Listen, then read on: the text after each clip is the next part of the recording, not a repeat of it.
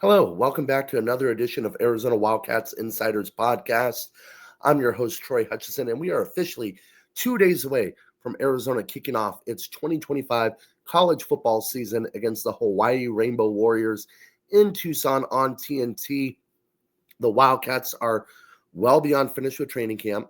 They're pretty much done with prep week. When you get to this point in time, when you're 2 days away, it's mostly walkthrough and game prep and stuff like that. You've done most of the bulk of your practicing and install earlier in the week. If you're going to change anything, this is more of a walkthrough, getting guys ready, letting them know where to be. I know the previous week, Arizona did a simulated game where they were getting the new guys on the roster. Mind you, Arizona has 61 new faces on the roster. They were getting them used to a game day, going to the hotel, the bus to the game, doing the Wildcat walk, where everybody needs to be position group wise, where to practice on the field, that kind of stuff. They were getting them ready because when you have 61 new faces on the roster, not a lot of people know where to go. And then not only that, but Brett Brennan has several new assistant coaches on the roster with Seth Dagey, Danny Gonzalez taking over as the defensive coordinator. You have Josh Miller, you have Josh Bringle, and then you also have Craig Nivar and Joe Salavea, who returns after 1 year with Mike Stoops and being an an alumni of this university. So a lot of new for Arizona, and they're trying to right the wrongs of last season where Arizona went 4-8 and had an underwhelming season after starting off number 21 in the preseason AP poll. Noah Fafita had an up and down year with 18 touchdowns to 12 interceptions, still completed 61% of his passes, but that was around 9 to 10% fewer than the previous season. So he's trying to get back on track.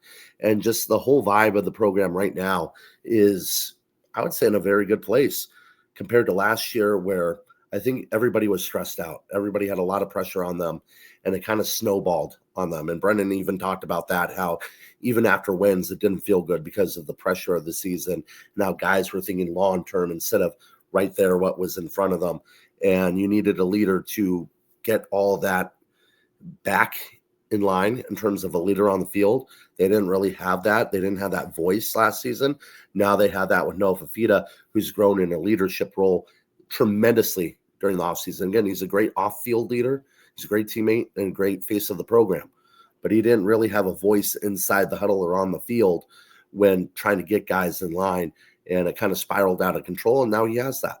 Again, there's a lot of problems last year, from the coordinating job of Dino Babers to injuries to just weird stuff that went on throughout the year that caused Arizona not to be bowl eligible.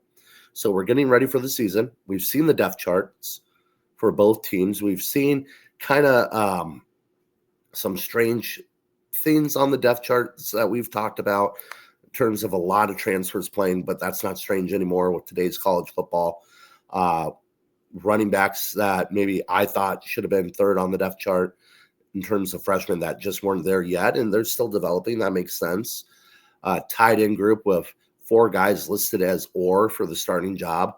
I think that's more realistically 2, and you're keeping some other guys happy, but you're going to see a rotation of tight ends. I think that's very clear. They're going to rotate a lot of guys at the tight end position, running back position, and receiver position. So basically the skill set positions. Offensive line that looks healthy at the moment. Still some guys a little banged up that might start later in the year, but they're making progress. They're getting back to normal, and you might see them have a big impact later in the year, or even for the Kansas State game, something like that. And then defensively, just a secondary that's loaded with talent, just extreme. To me, it's the best secondary unit in the Big 12. And I don't think it's close. I think it's the best secondary in the Big 12 when you talk about Genesis Smith, Dalton Johnson, Traden Stukes, all returning. You have Marquise Gross-Killebrew returning and having a year under his belt. You get guys like Michael Dansby from San Jose State, who was tremendous. Javavion Cole from San Jose State / Texas, who was very good. And then a guy like Aiden Garnes, who's come out of nowhere, a transfer from West Virginia, and really has had a great offseason. Plus, freshmen. The 3 defensive backs from Texas have been big in training camp, and Coleman Patman earning him a backup role. And you look at a guy like that, he's feisty. He'll get in your face, very good in coverage, and he'll light you up. Again, these freshmen irritated the receivers. They irritated them. Does that mean that they dominated them? No, the receivers had their own wins against freshmen. But even during, 7-on-7 where you're supposed to just touch them, they got a little physical. And I think the coaching staff like that. They like that edge. You want to, stealing a Rich Rod phrase, you want that hard edge. You want to be tough. And you don't want to have to train that. You want that to just come naturally. So for a guy like Coleman Patman, look out, Arizona fans. He's going to be a contributor this year. I know he's not a starter. And I don't think he'll start this season at all. But when you rotate guys in and out of the lineup, I can see him making plays in the secondary with his snap opportunities. But I want to talk about special teams. Because going into the year, Arizona had a massive task. Coach Nyvar had a task on his hands. And that's to replace a kicker like Tyler Loop, who, in my opinion, is probably the greatest kicker in the school's history. I know Zendejas was phenomenal. Zendejas is the absolute legend and GOAT of Arizona kickers. You have Nick Folk, who is tremendous. Steve McLaughlin, who is tremendous. You've had great kickers. But in terms of consistency, the way they develop from beginning to end and leg power, there's nobody better than Tyler Loop. 84% field goal percentage. At one point, he was leading nationally, historically, for field goal percentage. Missed a couple, just didn't end that way. But still, one of the best kickers this program's ever seen. You had to replace him. Mind you, he hit the longest game in U of A football history at 61 yards. Then you had a punting issue last year where you rotated Forbes and Michael Salgado Medina and others trying to figure out that punting. And yet Medina looked the best out of the bunch. And by the season's end, he was the punter. But it took some time. So you had some issues in the kicking game. And you had some strengths that you can't match. And now you have to replace that. You have to find a way to replace Tyler Loop.